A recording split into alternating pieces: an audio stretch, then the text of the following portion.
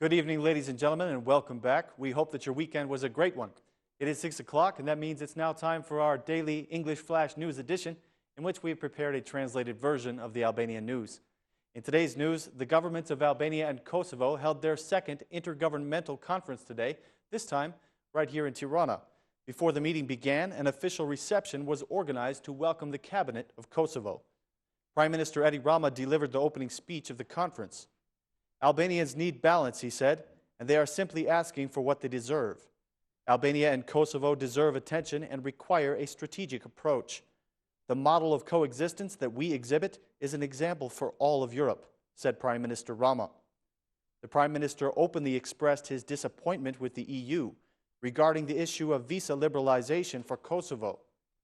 The denial of visa liberalization to Kosovo is unjust, and this must be resolved as soon as possible, he said. It affects not only the dignity of Kosovo, but the dignity of Europe as a whole. The failure to grant visa liberalization for Kosovo is a shame upon the European Union, said Rama. The Prime Minister of Kosovo, Isa Mustafa, was in agreement with his Albanian counterpart, but he expressed it in a different way. Reaching an agreement on visa liberalization is important for the country of Kosovo. This agreement will make us less isolated. The European identity of Kosovo will be strengthened. This is our challenge, said Mustafa. Prime Minister Rama gave a summary of the achievements that have been made since the first meeting between the governments.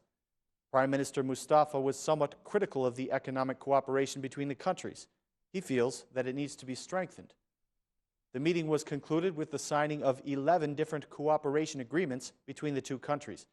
Agreements were signed in the field of security, internal issues, and border controls, as well as a decision to establish a joint consulate in Munich. Both prime ministers expressed their commitment to removing any administrative barriers between the countries within the next year. After the conference, the two prime ministers gave a joint press statement in which they explained the absence of the Serbian ministers who serve in Kosovo. Prime Minister Mustafa said that there is a parliamentary group of 10 Serbian MPs who are currently boycotting the assembly. He believes that they will return to the parliament soon. Prime Minister Rama made the statement that the Serbians do have a place in the parliament and that they are encouraged to return to it whenever they are ready.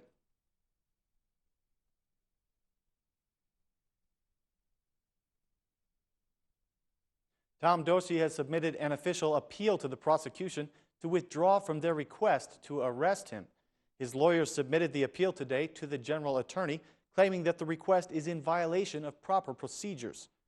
One of his lawyers pointed out that Doshi has always been available to the prosecution and that he has been there anytime that he was called or needed.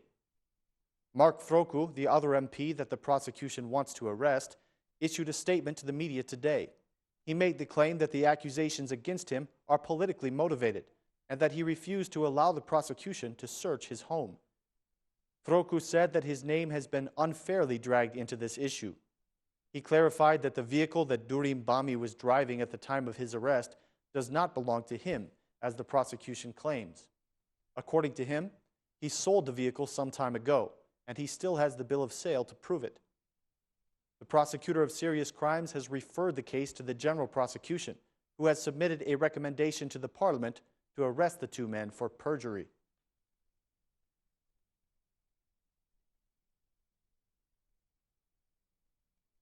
The Council of Mandates met today to discuss the two MPs who have been charged by the prosecution with the crime of perjury.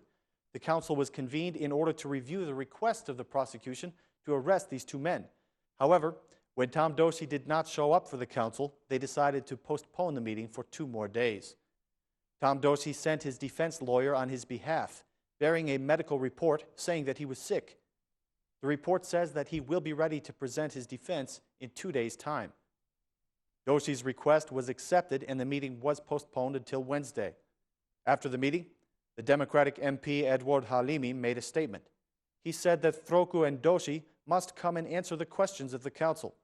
He also said that his party will be requesting that the Socialist MP Kokodhima will be removed from office as well. The Socialist MP Armand Subashi gave some details about how the process is going to work. He said, "This is a consultative council, and we cannot make an actual judgment. The Council will prepare a report on our conclusions, and the Court will make the decision.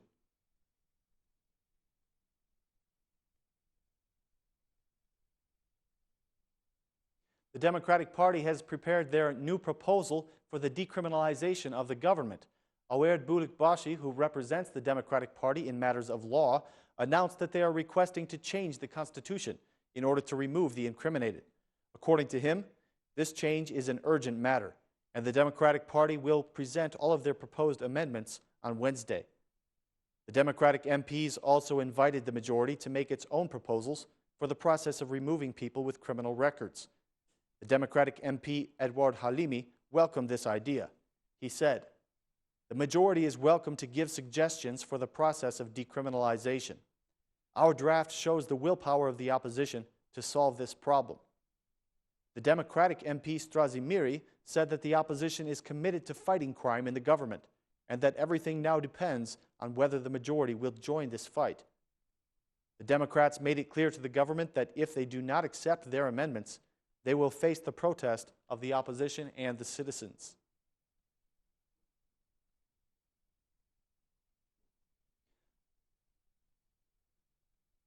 The Democratic leader Lulzim Basha says that the Prime Minister is responsible for blocking the funding for Albanian road construction projects.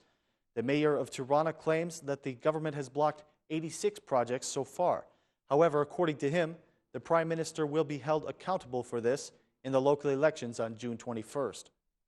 Basha said that the government has misused the funding for the roads, spending it on planting expensive palm trees. He says that the City Hall has begun working on some of the worst roads in the city, starting with filling up the potholes. Mayor Basha did not respond to the media questions about whether or not he will run for mayor again. Mayor Basha has declared that the former president of Croatia to be an honorary citizen of Tirana. He praised his contribution to national issues and his promotion of cooperation between the two countries.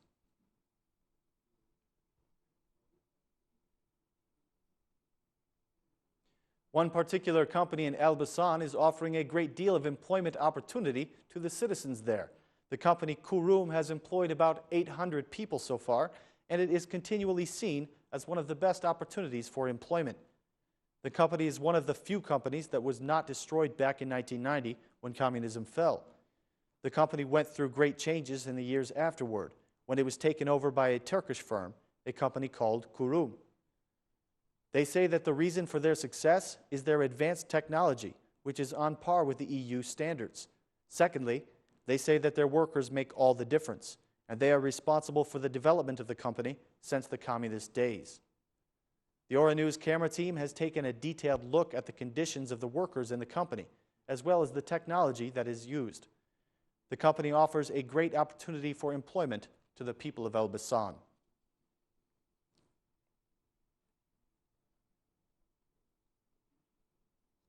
An incident at the Tirana Zoo yesterday has caused them to close their doors, at least temporarily. According to the Tirana municipality, the conditions of the zoo are quite poor at the moment. Yesterday, one of the zoo's horses was attacked and killed by an angry bull, an incident that was not at all pleasant for the visitors. Because of this incident and the poor conditions, the municipality has decided to close the zoo down for now. The City Hall suggests the possibility of giving the zoo to a business as a concession, but the proposal has not yet been discussed in the City Council. The municipality is making the claim that Prime Minister Edi Rama has blocked this process. City Hall released this statement. The situation in Tirana Zoo is getting worse, unfortunately, due to the way that Prime Minister Rama blocks the projects of the municipality. He took no action in his 11 years as the mayor to change the situation in the zoo. Now he was stopping us from giving the zoo as a concession. An animal rights organization called Animal Rescue Albania has called for the zoo to be shut down. They say that the conditions are bad and that it is not presentable to the citizens or to the children.